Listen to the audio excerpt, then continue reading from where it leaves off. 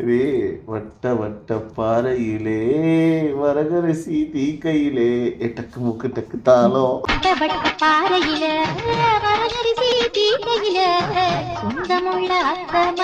அந்த பாட்டே அவரது இல்லையாம ஏதோ படத்துல வந்துன்னு போட்டாங்க. எனக்கு இந்த பாட்டை பாடும் போதெல்லாம் வேற ஒரு பாட்டு ஞாபகம். இது அவரது இல்லையா? அது ஏதோ படத்துல வந்தது. நான் உங்களுக்கு தரம் போடுங்க. அட விவரமா பேசுறீங்களே.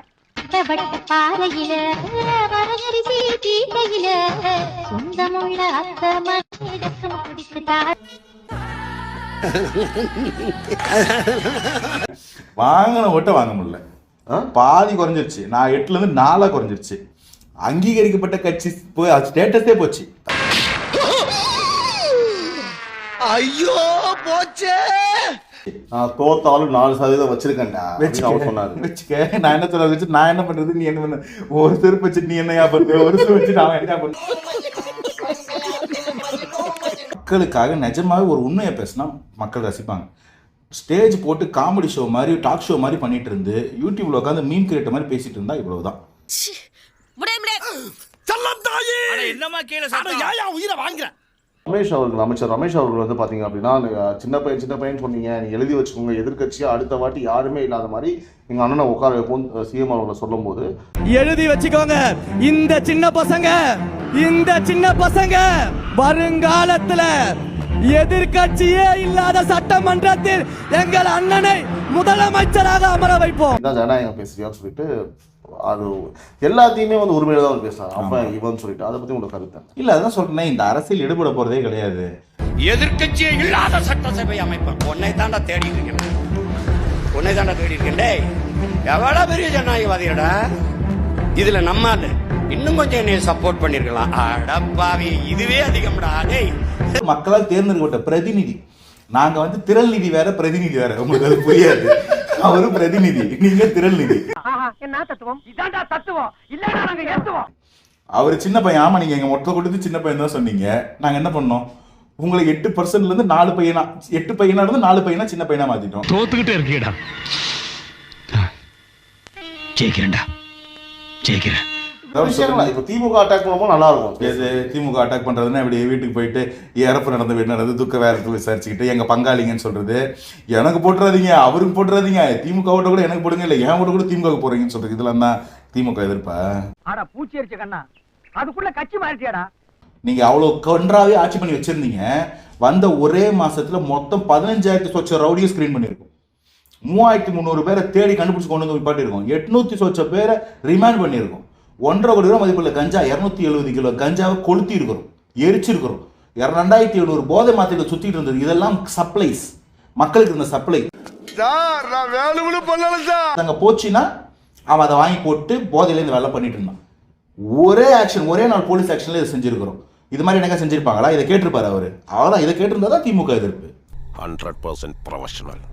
இவர் வாக்கிங் போயிட்டு இருக்கிற அதே ஐஐடி வளாகத்துல ஒரு பாலியல் தொல்லை, ஆப்போசிட்ல இருக்கிற அண்ணா யூனிவர்சிட்டியில ஒரு திமுக பொறுக்கி போயிட்டு ஒரு பொம்பளை பிள்ளையே நாசம் பண்றது. இதுதான் பண்ணிட்டு இருந்தீங்க. என்னால முடியலடா. கம்ப்ளைண்ட் கொடுக்க போனா அந்த எஃப்ஐஆர் லீக் பண்றது, அந்த பொம்பளை பிள்ளை ஐடென்டிட்டியை லீக் பண்றது. அங்க இன்வெஸ்டிகேஷன் பேனல் வந்து ஒரு ஐபிஎஸ் ஆஃபீஸர் எப்பா இது ஒரு பேனல் சொல்லி அந்த பேனல் விட்டு போனது. இப்படிதானே இருந்துச்சு ஆட்சி. சபா இப்பவே கண்ணை கட்டுது.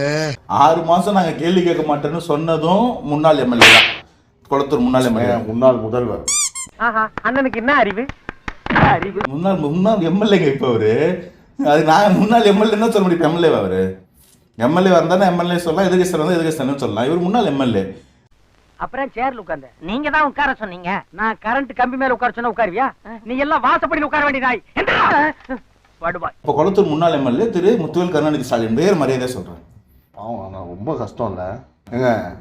என்னதான் இருந்தாலும் அவர் வந்து ஒரு நாட்டாமன். அதுக்கு நீ காலை நீட்டாம இருந்திருக்கணும்.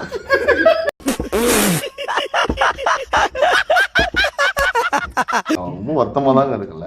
வருத்தத்தை நீ சிரிச்சுன்னு தான் சொல்லுவீங்களா?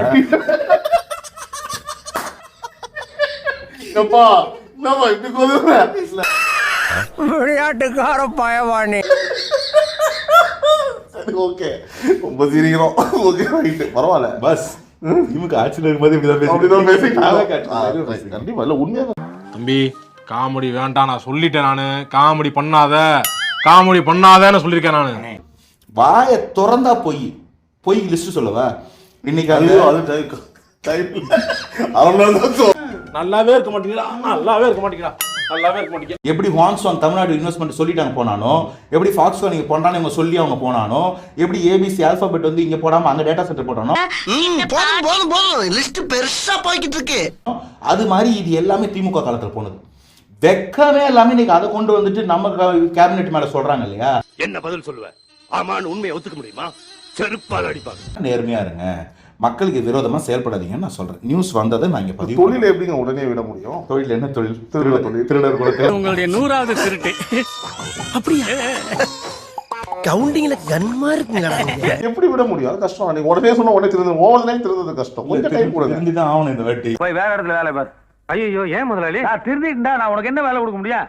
RS பாரதி அவர்கள் வந்து பாத்தீங்கன்னா ஆதவர்ஜனா சொன்னாங்க, நீ ஒரு மேயர் ஜெயிச்சு காட்டுங்க, ஒரு மேயர் ஜெயிச்சு காட்டு அப்படின்னு சொல்லி ஆதவர்ஜனா ஒரு மேடையில் சொன்னாங்க. ஓ அப்படியா விஷயம்? ஒரு நிமிஷம். அமைச்சர் அவர்கள் RS பாரதி அவர்கள், நீ ஒரு மேயர் ஜெயிச்சு காமி, நான் பாதி மீசி எடுத்துக்கிறேன் அப்படின்னு சொன்னாங்க. ஒரு மேயராவது நீங்க வந்தீங்களா, நான் ஒரு பக்கத்து மீசி எடுத்துக்கிறேன். என் கேள்வி, இவங்களுக்கு அடிப்படையில பெண்கள்லாம் மரியாதையே கிடையாது. இப்போ மீசை இல்லைன்னா அவங்க ஒரு ஆளே கிடையாது. பாதி மீசை இல்லைன்னா அவன மனுஷனே இல்ல, கிடையாது. அவங்க வேலையை வந்து அந்த கூந்தல்ல எடை போடுறாங்க. நக்கல்யா அவனுக்கு. மீசையை கட்டி மேயர் எழுப்போம், வந்தா மேயர் இல்ல தயிர், அது மாதிரி இருக்கு நீங்க சொல்றது. ஒரு மேயர் கூட ஜெயிக்கலாம் என்ன இப்போ? கத்துக்கிடணும் ஐயா, கத்துக்கிடணும். தம்பி கிட்ட இதை கத்துக்கிடணும். சரி, நீ பாதி எடுத்த நாட்டுக்கு என்ன என்னங்க பேச்சு இதெல்லாம்? இல்ல, இருந்து என்ன? இல்ல, நான் பொதுவா சொல்றேன் சும்மா. நீங்க அவர் சொல்றீங்க.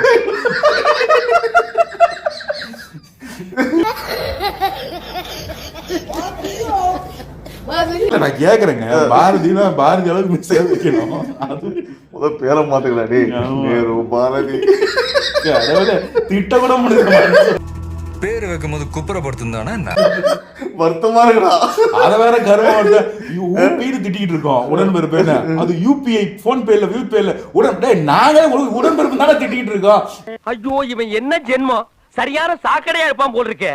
இன்னொருத்த வந்து நாங்க ப்ரௌடு கொத்து சொல்றான். இதுல என்னடா பெருமை, மேய்க்கிறது எருமை, எதுக்குடா எல்லாம் பேசி யாரும் எழுதி கொடுத்ததுடா?